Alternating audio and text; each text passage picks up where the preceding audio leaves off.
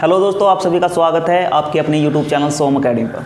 दोस्तों, UP BEd entrance exam की लगातार क्लासेस चल रही हैं और उसी क्रम में आज की क्लास जो होगी वो आपकी संविधान की होगी और इसमें आज हम पढ़ेंगे आपका आपात उपबंध।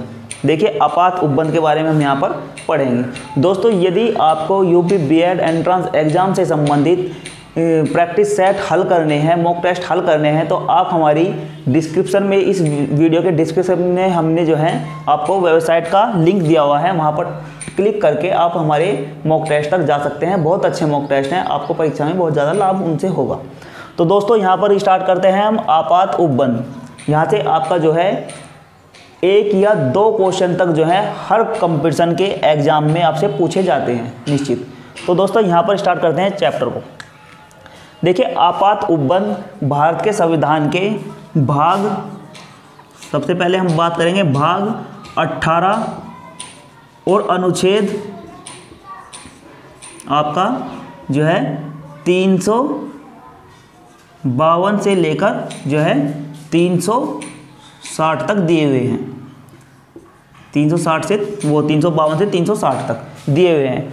भाग 18 अनुच्छेद 352 से 360 तक। और यहाँ पर आपके लिए जो है 3 अनुच्छेद जो हैं बहुत इंपॉर्टेंट हैं। 3 अनुच्छेद आपके लिए बहुत इंपॉर्टेंट हैं। वे कौन से हैं? देखिए, आपात उपबंध को हम 3 भागों में बांट सकते हैं, यानी कि 3 तरीके के आपातकाल जो है भारत में लगाया जाता है। नंबर 1 जो है वो आपका है 352 अनुच्छेद और 356 अनुच्छेद और 360 अनुच्छेद। देखिए, 352 का नाम जो है वो है आपका राष्ट्रीय आपातकाल। देखिए, यहाँ पर आप जो हैं राष्ट्रीय आपातकाल,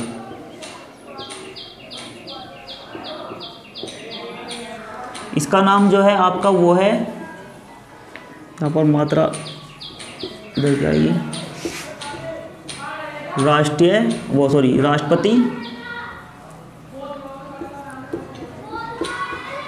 राष्ट्रपति शासन, और यह है आपका वित्तीय आपातकाल।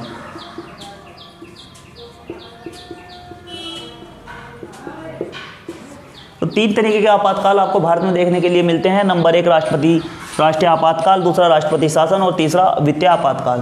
तीनों की प्रक्रियाएं अलग हैं, तीनों के जो विशेष कारण होते हैं वो अलग हैं। सबसे पहले मैं आपको बताऊंगा कि आपातकाल क्यों लगता है भारत में। दोस्तों, सबसे पहले एक बात है कि भारत एक संघीय राज्य है, यानी कि संघों का जो शासन है वो अलग तरीके से चलता रहता है। भारत में एकात्मकता देखने को नहीं मिलती है, लेकिन राष्ट्रपति शासन के अंतर्गत एकात्मकता मिलती है देखने के लिए। उन राज्यों को एकत्र किया जाता है, किसके अंतर्गत? राष्ट्रपति के अंतर्गत। तो राष्ट्रपति शासन लगाने का अधिकार जो है वो भारत में राष्ट्रपति को दिया गया है। और वे 3 तरीके के आपातकाल यहाँ पर लगते हैं। राष्ट्रीय आपातकाल जो आपका 3 कंडीशनों में लगता है। 3 कंडीशन में यह लगता है। नंबर 1 जो है आप कह सकते हैं बाहरी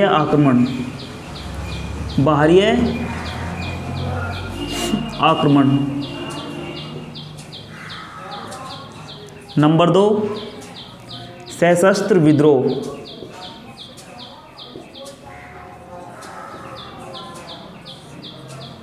इन 2 कारणों से जो है भारत में आपातकाल लगता है, यानी कि राष्ट्रीय आपातकाल लगता है। 352 वाला राष्ट्रीय आपातकाल का मतलब होता है जब कोई देश भारत पर आक्रमण कर देता है, या फिर आपके कह सकते हैं कोई संगठन जो सशस्त्र विद्रोह करने लगता है, तो यहाँ पर राष्ट्रीय आपातकाल देश में लगाना पड़ता है। इसका एक उदाहरण मैं आपको दूंगा कि बाहरी आक्रमण, जैसे कि आपका पाकिस्तान आक्रमण कर दे, तो उस समय कौन सा राष्ट्रपति शासन लगेगा? वो लगेगा आपका 352 राष्ट्रीय आपातकाल। ठीक है। और यदि सशस्त्र विद्रोह का मतलब यह है कि आरक्षण की मांग करता हुआ कोई संगठन जो है वो सशस्त्र विद्रोह कर दे, यानी कि शस्त्र के साथ विद्रोह कर दे, तो उसमें आपका जो लगेगा वो लगेगा सशस्त्र विद्रोह के अंतर्गत जो है 352। और दोस्तों, एक बात है, यहाँ पर 44वां संवैधानिक संशोधन जो 1978 में हुआ था। इससे पहले आंतरिक अशांति के कारण भी राष्ट्रीय आपातकाल लगाया जा सकता था। जैसे कि मैं आपको बता दूं कि 1975 में इंदिरा गांधी ने लगाया था। इंदिरा गांधी जी ने 1975 में आंतरिक अशांति बताकर राष्ट्रपति शासन लगा दिया था। तो 44वां संवैधानिक संशोधन 1978 के द्वारा यह घोषणा कर दी गई कि आंतरिक अशांति बताने के कारण जो है आपातकाल जो आपातकाल जो है वो नहीं लगेगा। केवल 2 ही कंडीशनों में आपातकाल लगेगा, बाहरी आक्रमण या फिर आपका सशस्त्र विद्रोह। तो यहाँ पर आपको याद रखना है 1978 से पहले आंतरिक अशांति के लिए लग जाता था आपातकाल, लेकिन अब नहीं लगा सकते। दोस्तों यदि हम यहाँ पर राष्ट्रीय आपातकाल के बारे में एक तथ्य और पढ़ें कि राष्ट्रीय आपातकाल भारत में कितनी बार लगा है, कितनी बार लगा है, तो दोस्तों यहाँ पर ये जो लगा है ये 3 बार लगा है, 3 बार। वो कब? नंबर 1 जो है आपका 1962 में लगाया गया था, 1962 में लगाया गया था, चीन आक्रमण के समय, चीन के आक्रमण के समय।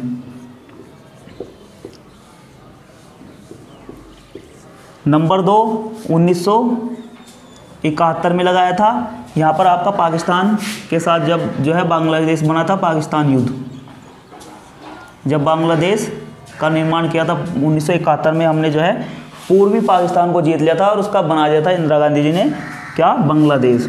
नेक्स्ट आपका जो लगा था वो 1975 में लगा था, आंतरिक अशांति के कारण, आंतरिक अशांति।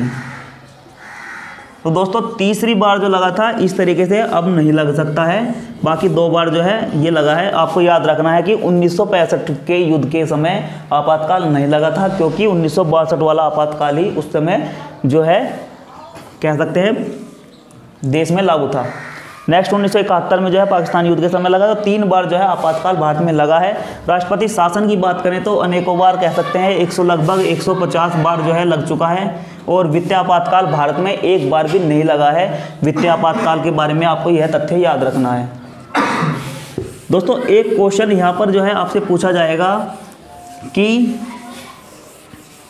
ये तो हमने बता दिया कि भाग 18 में जो है आपके आपात उपबंध दिए हुए हैं भारत के संविधान के भाग 18 में, और अनुच्छेद 356, 360 और 352 के अंतर्गत दिया हुआ है। तीसरा यहाँ पर क्वेश्चन जो इंपॉर्टेंट पूछा जाता है वो पूछा जाता है कि आपात उपबंध लिए किस देश के संविधान से गए हैं, क्योंकि भारतीय संविधान में बहुत से स्रोत जो हैं वो दूसरे देशों के संविधान से लिए गए हैं। तो यहाँ पर जो आपका आंसर होना चाहिए वो आपका होगा जर्मनी के संविधान से, जर्मनी के संविधान से। जर्मनी का वीवर संविधान जो है वहाँ पर आपको लिखा हुआ मिलेगा।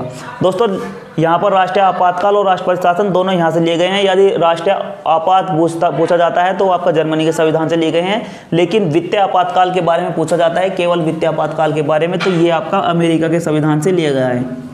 इसका स्रोत जो है अमेरिका का संविधान है, केवल वित्तीय आपातकाल। तो दोस्तों यहाँ पर आप दे सकते हैं, मैं आपको जो है इनका उदाहरण सहित भी एक जो है क्वेश्चन बताऊंगा यहाँ पर किस तरीके से क्वेश्चन पूछे जाते हैं। तो आप ध्यान दीजिएगा।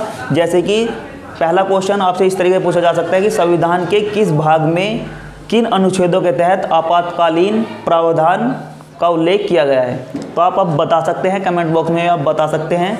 और भारत में आपातकालीन उपबंध किस देश के संविधान से लिए गए हैं, ठीक है, और किस अनुच्छेद के तहत राष्ट्रपति आपातकाल की घोषणा कर सकता है, राष्ट्रपति द्वारा आपात की उद्घोषणा किन आधारों पर की जा सकती है। इस तरीके से जो है आपसे क्वेश्चन पूछे जा सकते हैं। या फिर आंतरिक अशांति के कारण आपातकाल नहीं लग सकता है, ये किस अनुच्छेद द्वारा संशोधित कर किया जा चुका है। अब सबसे पहले हम पढ़ेंगे कि राष्ट्रीय आपातकाल किस तरीके से लग सकता है, यानी कि उद्घोषणा कौन करेगा। राष्ट्रीय आपातकाल 352, देखिए यहाँ पर जो 352 की उद्घोषणा करेगा वो राष्ट्रपति करेगा। राष्ट्रपति 352 की उद्घोषणा करेगा, परंतु राष्ट्रपति स्वयं इसकी उद्घोषणा नहीं कर सकता है। वो मंत्रिपरिषद, जब मंत्रिपरिषद के कहने पर राष्ट्रीय आपातकाल की घोषणा होगी। और ये मंत्रिपरिषद कब करेगी, उन्हें पारित करना होगा संसद के समक्ष। देखिए संसद में जो है, संसद के दोनों सदन हैं, क्या, एक लोकसभा है और दूसरी राज्यसभा है, ये 2 सदन है।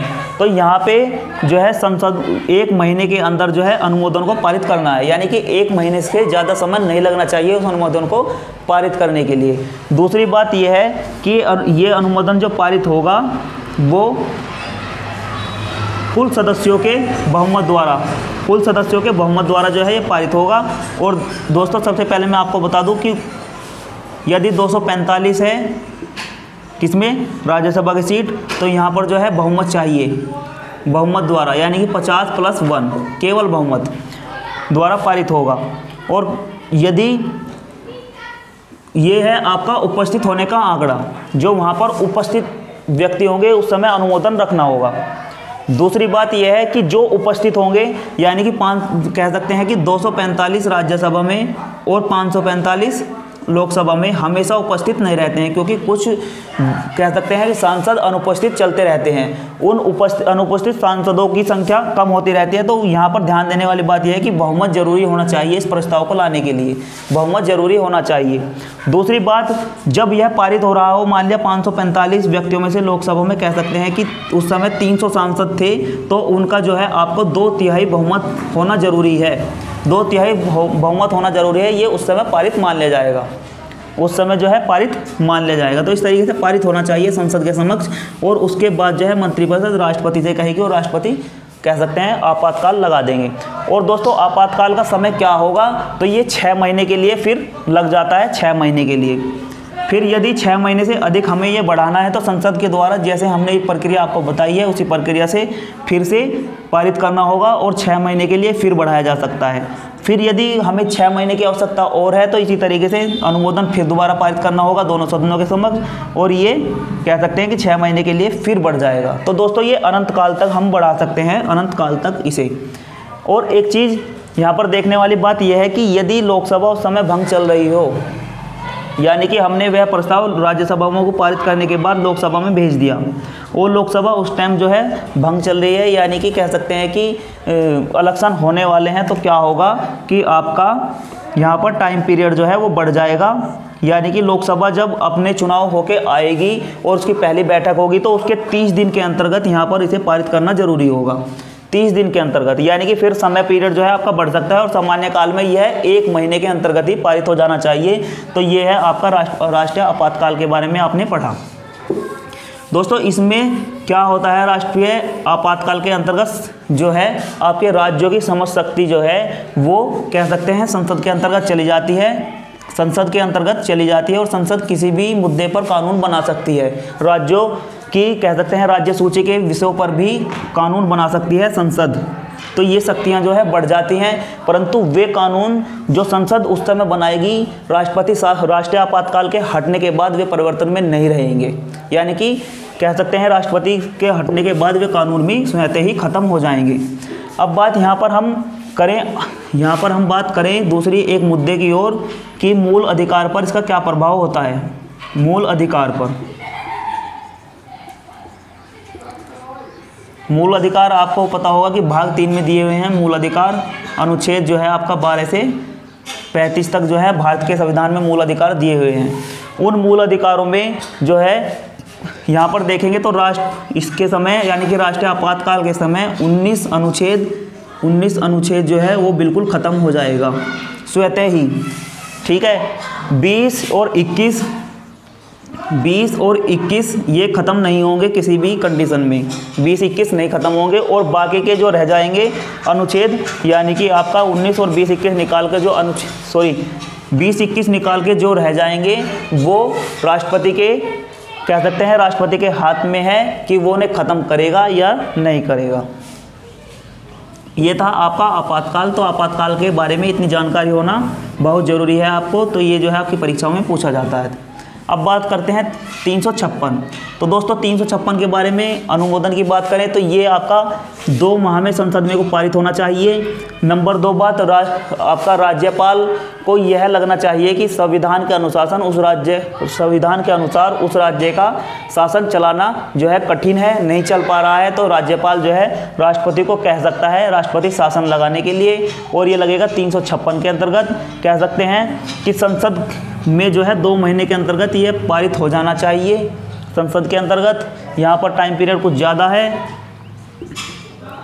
और नेक्स्ट बात करें हम इसके टाइम पीरियड की टाइम पीरियड इसका कितना होगा, तो टाइम जो होगा वो आपका यहाँ पर होगा 6 महीने का टाइम यहाँ पर दिया गया है, और एक बार में फिर दोबारा से इसे जो है अनुमोदन के द्वारा जो है बढ़ाया जा सकता है संसद द्वारा, और एक बार में यह लगभग 1 साल तक, अधिकतम 1 साल तक के लिए बढ़ाया जा सकता है।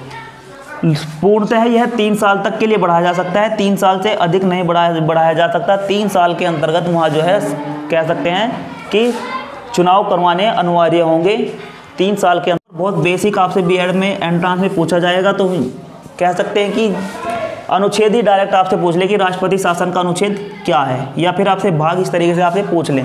तो राष्ट्रपति शासन की बात करें तो हम कह चुके हैं कि ये 150 से भी ज़्यादा बार भारतीय राज्यों पर लग चुका है। फिलहाल में ये जम्मू कश्मीर पर लागू है 356, और भारत के राज्यों पर ही लागू होता है। वित्तीय आपातकाल की बात करें तो भारत में एक भी बार जो है वित्तीय आपातकाल नहीं लगा है। तो दोस्तों यही इंपॉर्टेंट तथ्य थे जो आपको जानने जरूरी थे राष्ट्रीय आपातकाल के बारे में। कुछ क्वेश्चन हम आपको मॉक टेस्ट के द्वारा प्रोवाइड करवा देंगे, और आपके प्रैक्टिस सेट जो स्टार्ट करेंगे उनमें भी हम इसके बारे में जो है क्वेश्चन प्रोवाइड करवा देंगे जो आपके लिए इंपॉर्टेंट होंगे। तो मिलेंगे नेक्स्ट वीडियो में। यह वीडियो अच्छी लगी हो तो वीडियो को लाइक और चैनल को सब्सक्राइब जरूर करें। मिलते हैं नेक्स्ट वीडियो में, तब तक के लिए धन्यवाद। जय हिंद, जय भारत।